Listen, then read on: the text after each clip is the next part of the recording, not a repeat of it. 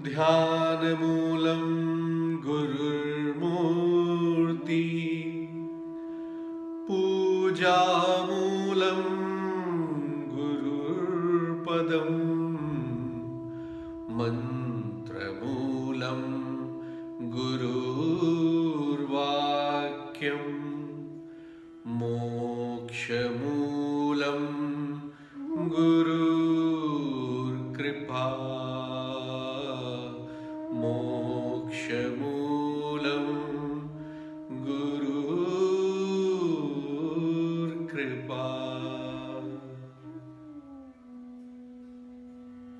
नमस्कार। अपनी पिछली चर्चा में हमने कर्म फल के बारे में जाना था। महर्षि पतंजलि मन के बहुत बड़े वैज्ञानिक रहे हैं। उनको पता था कि मनुष्य किस तरीके से कहां फंस सकता है। तो महर्षि पतंजलि ने पिछली चर्चा में हमने इस पे बात भी की कि कैसे कर्मों को भोग कर ही समाप्त किया जा सकता है। जात्यायुर्भोगा कहा उन्होंने। कौन सा व्यक्ति कहां जन्म लेगा, कैसे उसके कर्म होंगे, ये सब पूर्व निर्धारित है। जैसे कोई भारत में पैदा हुआ, कोई स्विट्जरलैंड में पैदा हुआ, कोई पाकिस्तान में पैदा हुआ, तो कौन सा व्यक्ति कहां पैदा होगा उसके पूर्व जन्म के कर्म निर्धारित करते हैं। और ये हमें भोग कर ही उन कर्म को काटना पड़ता है। जैसे कोई वृक्ष है, अगर उसकी जड़ें शेष रह जाए तो उसमें नया अंकुर फूटता रहता है, वो वृक्ष बढ़ता जाता है। इसी तरह के से जब तक हमें कर्मों की जो जड़ है, कर्म बंधन जिनसे बनते हैं, उन जड़ों को जब तक नहीं समाप्त करेंगे तब तक कर्म फल से मुक्त नहीं होंगे, संचित कर्म बने रहेंगे। इसलिए बहुत आवश्यक है कि हम अपने कर्मों को भोग कर, काट कर समाप्त करें, कर्माशय को समाप्त करें, कर्म कुंड से उन सभी संस्कारों को हटाएं। ये आवश्यक है। आगे महर्षि पतंजलि कहते हैं कि हम हर एक घटना, अगर आप देखो, किसी भी घटना का जो परिणाम है वो दुखदाई है। चाहे वो घटना सुखद हो या असुखद हो, चाहे वो पीड़ादायक हो, चाहे सुख देने वाली घटना है, उसका परिणाम दुखदाई है। परिणाम ताप संस्कार है दुखैर गुण विरोधाश्च दुख निवृत्ति सर्व विवेकिनः। जैसे हम कमाई करते हैं ना, तो उस कमाई का कर चुकाना पड़ता है। इसी तरह जो भी कर्म हम कर रहे हैं, जो भी कर्म हमसे हो रहे हैं, जो कुछ भोग रहे हैं, उस कर्म फल का भी कर चुकाना ही पड़ता है। चाहे वो कर्म अच्छे हो या बुरे हो, हर कर्म का फल तो अवश्य ही आता है और उस फल को भोगना ही पड़ता है। ऐसा महर्षि पतंजलि कहते हैं। बिना भोगे वो समाप्त नहीं होने वाले हैं। और कहते कोई भी कर्म है उसका परिणाम हमेशा दुखदाई रहा है, भले सुखद हो।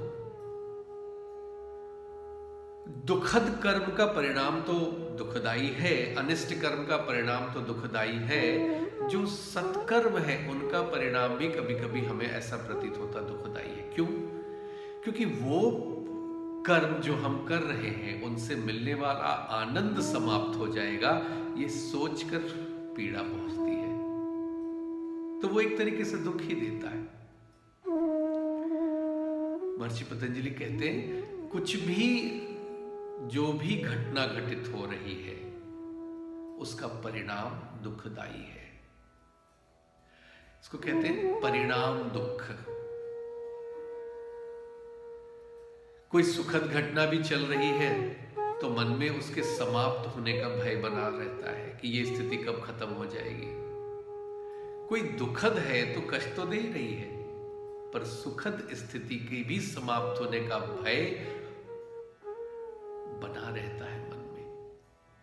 इसको परिणाम दुख कहते हैं। दूसरा ताप दुख, जो भी कर्म हम कर रहे हैं उसमें कुछ अगर कष्ट महसूस हो रहा है कर्म करने के दौरान, वो ताप दुख के तहत आता है। और तीसरा बताया संस्कार दुख। जैसे कर्म कर रहे हैं उन कर्मों का फल भी हमें दुखदाई या परिणाम भी हमें, जैसा भी कर्म है उसका परिणाम के अनुरूप फल मिलकर हमें कष्ट भोगना पड़ता है। जीवन में कष्टों से मुक्ति नहीं है, कष्ट को भोग कर ही हम छुटकारा प्राप्त कर सकते हैं। कोई भी घटना सुख या दुख देकर समाप्त हो गई, पर उसका परिणाम दुख देने वाला, उसका परिणाम की चिंता कर करके उसकी स्मृतियां जो हमारे मानस पटल पर अंकित है, चाहे वो सुखद हो दुखद हो, उस कर्म के स्मृति, उस कर्म की स्मृति भी दुखदाई होती है। इसी को संस्कार दुख कहा है। कोई मान लो कोई चाहत है, किसी व्यक्ति को ही चाहते हैं, तो उस चाहत से पहले का उस चाहत के पूर्ण होने से पहले का जो ज्वर है वो बड़ा कष्टकारी है। महर्षि पतंजलि कहते हैं किसी व्यक्ति को चाह रहे हैं, उसको प्राप्त करने का जो ज्वर है वो अत्यंत कष्टकारी है। ये बात हमें कब तक नहीं समझ में आती है, जब तक हम उसमें लिप्त हैं। इसलिए महर्षि पतंजलि कहते हैं दृष्टा के स्वरूप में जब तक नहीं आते हो, साक्षी नहीं बनते हो, तब तक ये बात समझ में नहीं आती। कोई चाहत या कोई इच्छा है, उसकी समाप्ति के पहले का ज्वर और इच्छा पूर्ति के बाद समाप्त हो जाने का जो स्मृति है, ये सब दुख देने वाला है। ये जागृत बुद्धि के बिना तुम इससे छुटकारा नहीं पाते।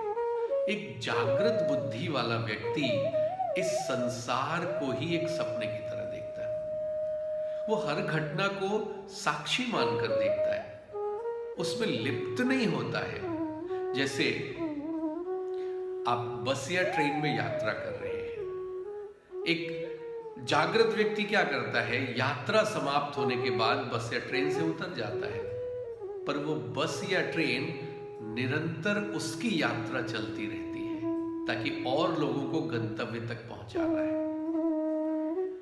इसी तरीके से दृष्टा के स्वरूप में आ जाने से ये कर्म बंधन फल हमें अधिक परेशान नहीं करते, उनका परिणाम भी अधिक परेशान नहीं करता। इसलिए बुद्धि को जागृत करना है, ये आवश्यक है। कहते हैं सर्वमेवं दुक्खम, ये पूरा संसार दुखों से भरा पड़ा है। तुम किसी को चाहते हो, उस चाहत को इतनी गंभीरता से लेके जाते हो। कोई स्त्री पुरुष को चाह रही है, पुरुष स्त्री को चाह रही है, तो उसे प्राप्त कर लेना चाहता है। तन से तन मिल गए, और कितनी निकटता तुम चाहते हो, जिसको तुम चाहते हो उसके निकट रहना चाहते हो। अब शारीरिक सामीप्य के बाद क्या हम आत्मा में घुस जाएंगे? नहीं, पर वो चाहत का ज्वर इतना तगड़ा है कि वो चाहते हैं उसकी आत्मा में भी रम जाए, जो कि असंभव है। इसीलिए एक पुरुष में स्त्री और एक स्त्री में पुरुषोचित गुण भी है, ताकि जैसी हमारी वृत्ति है, जैसी हमारी चाहत है, उसके अनुरूप कर्म बनते चले जाते हैं और अगले जन्म में फिर हम उसी तरीके की योनि में जन्म लेते हैं, उसी तरीके का लिंग का वहन करते हैं। अगर एक स्त्री को पुरुष के प्रति और पुरुष को स्त्री के प्रति बहुत ज़्यादा मोह है, बहुत ज़्यादा उससे राग उत्पन्न हुआ है, तो अगला जन्म भी लिंग परिवर्तन के साथ हो सकता है। अगले सूत्र में महर्षि पतंजलि कहते हैं, ये जो हमारी चेतना है ये तदर्थ है और हर घटनाओं की साक्षी है। हर तरीके की घटनाओं के की साक्षी है। जब हम उन पे लिप्त नहीं रहते हैं, साक्षी भाव से देखते हैं, तब हम उनका विवेचन भी अच्छे से कर सकते हैं। नहीं तो क्या, हम उसमें लिप्त होकर अपने कर्म बनाते हैं और कर्म बंधनों में फंसते चले जाते हैं। एक आत्मज्ञानी की दृष्टि में देखो तो ये संसार का कण कण आनंददायक है, कष्टदायक नहीं है। साधारण मनुष्य की दृष्टि से संसार पूरा कष्टप्रद है, कण कण कष्ट से डूबा हुआ है। पर आत्मज्ञानी की दृष्टि से देखो तो वो साक्षी भाव से सभी चीजों को देखता है और संसार का कण कण उसे आनंद से भरा प्रतीत होता है ना, क्योंकि वो उनसे लिप्त नहीं रहता है, निर्लिप्त भाव से कार्य करता है। फिर आगे महर्षि पतंजलि कहते हैं, कृतार्थ प्रति नष्टमप्य नष्टम तदर्थ साधारणत्वात्। इस प्रकृति में ना चीजों को समायोजित करने की शक्ति है। पैदा करना, निरूपण करना, व्यवहार में लाना और समायोजित करने की शक्ति है। आप देखो तो ये प्रकृति भी 3 गुणों से युक्त है, सत्व, रजस और तम। और हमारे अंदर भी वो पंच महाभूतों के साथ ये 3 गुण विद्यमान है। इन्हीं तीनों गुणों के आधार पर हमारा व्यवहार तय होता है, हमारा दृष्टिकोण बदलता है और वैसे कर्म हम करना शुरू कर देते हैं। प्रकृति वैसी स्थिति भी उत्पन्न करती है जो इन 3 गुणों के वशीभूत होकर कर्म बनाती है। इसलिए इन 3 गुणों में साम्यता रखना नितांत आवश्यक है। सत्व, रजस और तमस, हर एक गुण के अनुसार हमारी वृत्ति का निरूपण होता है और वैसे कर्म हम करते चले जाते हैं। तो इसीलिए महर्षि पतंजलि ने आगे के अध्याय में बताया हम कैसे जीवन में व्यवहार करें, कैसे नियम का पालन करें, ताकि ये चीजें हम अपने जीवन में समायोजित कर पाए। तो आगे उन्होंने कहा कि हम अष्टांग योग की चर्चा फिर उन्होंने करी, कैसे हम 8 अंगों का पालन करके अपने को समाधिस्थ कर सकते हैं, आनंददायक बना सकते हैं और कर्मों से भी निर्लिप्त रह सकते हैं। ये सारी चीजों की चर्चा हम लोग फिर अगले अध्याय में करना शुरू करते हैं।